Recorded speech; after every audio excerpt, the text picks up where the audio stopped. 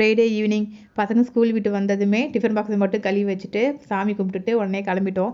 பசங்களை அபாகாஸ் class join பண்ண வைக்கலான்னு தான் போயிருந்தோம். சென்டருக்கு போனதுமே ஃபுல்லாக எங்களுக்கு எக்ஸ்பிளைன் பண்ணாங்க ஒரு 1/2 hour கிட்ட. இது எப்படிலாம் அவங்க டீச் பண்ணுறாங்க, பசங்க எப்படி லேர்ன் பண்ணுறாங்க, அந்த ஃபார்மெட் ஃபுல்லாமே எங்களுக்கு சொன்னாங்க. அப்புறம் வந்து ஒரு எக்ஸாம் மாதிரி கண்டக்ட் பண்ணாங்க ஒரு 5 minutes. அப்புறம் அதெல்லாம் முடிச்சுட்டு அப்புறம் ஜாயின் பண்ணிவிட்டு அப்புறம் கிளம்பிட்டோம். அப்புறம் வர வழியில் கொஞ்சம் வெஜிடபிள்ஸ்லாம் வாங்க வேண்டிய வேலை இருந்துச்சு. அதெல்லாம் வாங்கிட்டு கொஞ்சம் ஸ்நாக்ஸ்லாம் வாங்கிட்டு அப்புறம் வீட்டுக்கு வந்துட்டோம்.